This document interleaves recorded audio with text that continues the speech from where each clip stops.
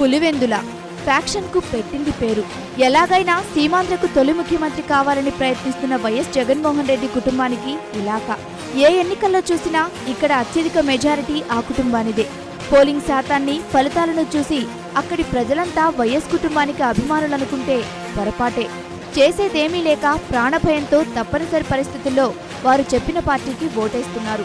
ఎన్నికలప్పుడు అవకతవకలు, రిగ్గింగులు జరగకుండా చూడాల్సిన పోలీసులు, అధికారులు వైఎస్ కుటుంబానికి సలాం చేసి పక్కకు తప్పుకుంటారు. ప్రధానంగా పులివెందుల, జమ్మలమడుగు, కమలాపురం ఈ నియోజకవర్గాల్లో కొంత ఫ్యాక్షన్ మెంటాలిటీ చాలా ఎక్కువ.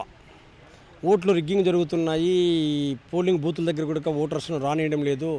వాళ్ళ ఓటు ముఖం చూడక చాలా సంవత్సరాలు అయిందంటే మైసూరారెడ్డి గారు, రాజశేఖర రెడ్డి గారు వాటికి కొత్త నిర్వచనం ఇచ్చారు. అది చాలా ఆశ్చర్యం వేస్తుంది. అసలు వీళ్ళేంది మన నాయకులు అని. ఏంటంటే వాళ్ళు చెప్పింది, మేము ఒక పోలింగ్ బూత్ని క్యాప్చర్ చేసుకుంటున్నాము అంటే ఆ ఊర్లో జనం మెజారిటీ మాకు అనుకూలంగా ఉంటేనే కదా, అందువల్ల దాన్ని చేసుకుంటున్నాము. ఇంకా మైనారిటీ ఏదో 5 మందో 10 మంది ఉంటే వాళ్ళు రాలేని పరిస్థితి కాబట్టి మేము మొత్తంగా బూతులు క్యాప్చర్ చేసుకొని ఓట్లు అందరితో కూడా మేమే గుద్దుకుంటున్నాము అనేటువంటి ఒక నిర్వచనం చేశారు. ప్రత్యర్థి పార్టీలకు ఏజెంట్లుగా నిలబడితే, ప్రత్యర్థి పార్టీలకు ఓట్లు వేస్తే రేపొద్దున మన ఇల్లు తగలబెడతారు, మన ఆస్తులు ధ్వంసం చేస్తారు. అవి జరిగినాయి గతంలో. చీనా చెట్లు నరుక్కోవడం కావచ్చు, లేకపోతే పొట్టు వాములకు కాల్చుకోవడం కావచ్చు, ఇళ్లను తగలబెట్టడం కావచ్చు, ఇట్లాంటివన్నీ చాలా జరిగాయి. కేసులు ఉన్నటువంటి వాళ్ళు తీసుకొచ్చి లోపల పెట్టడానికి ఎన్నికల కమిషన్ ముందుకు రాదు, పోలీసులు ముందుకు రారు. అంతా లాలూచి ఒప్పందాలు. స్టేషన్కి ఇంత, ఎస్పీకి ఇంత, డిఎస్పీకి ఇంత అని చెప్పేసి ఈ పెద్ద నాయకులు ఒప్పందాలు చేసుకుంటారు. మళ్ళీ వాళ్ళని చూస్తే ఊరికే సైలెంట్ అయిపోతారు వీళ్ళంతా. ఎన్నికలప్పుడు ఇక్కడ జరిగే తంతు చూస్తే అచ్చం సినిమా చూసినట్టు ఉంటుంది. దౌర్జన్యం, రౌడీయిజంతో ప్రజలను భయభ్రాంతులను చేసి బలవంతంగా ఓట్లు దండుకుంటున్నారు. తీరా ఎన్నికలు ముగిశాక అత్యంత మెజారిటీతో ప్రజలు పగ్గం కట్టారంటూ ప్రగల్భాలు పలుకుతారు.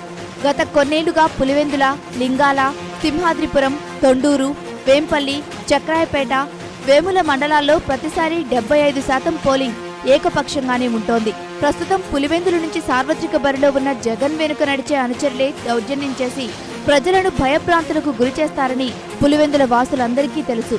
కానీ ఎవరూ నోరు మెదపరు. స్వేచ్ఛాయుతంగా వాళ్ళ ఓటును వాళ్ళు సద్వినియోగం చేసుకోలేని పరిస్థితిలో ఈరోజు జమ్మలమడుగు మరియు పులివెందుల నియోజకవర్గాల్లో ఓటర్లు ఉన్నారు.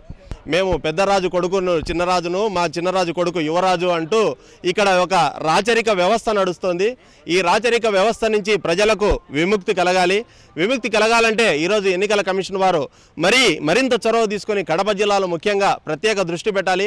ఒకవేళ ఈసారి పోలింగ్ తరహాలో మార్పు రావచ్చని అనుమానించిన జగన్ సరికొత్త ఎత్తుగడ వేశారు. జగన్ అనుచరులుగా పోలీసు కేసులో ఉన్న ముగ్గురిని తనకు పోటీగా వేరే పార్టీల తరపున బరిలో దింపారు. ఇదంతా ఓ డ్రామా. పోలింగ్ రోజు యథేచ్ఛగా పోలింగ్ జరపవచ్చనే సరికొత్త ఎత్తులతో జగన్ అనుచరగణం రంగంలోకి దిగింది. వైకాపా చెరలో పులివెందులతో పాటు నలిగిపోతున్న మరో ప్రాంతం జమ్మలమడుగు.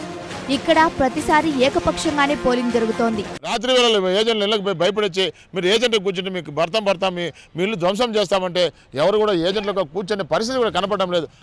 ఎన్నికల సంఘం ప్రత్యేక శ్రద్ధ తీసుకుని ఈసారైనా ఈ ప్రాంతాల్లో పోలింగ్ సజావుగా సాగేలా చూడాలని ఇతర పార్టీల నేతలు కోరుకుంటున్నారు.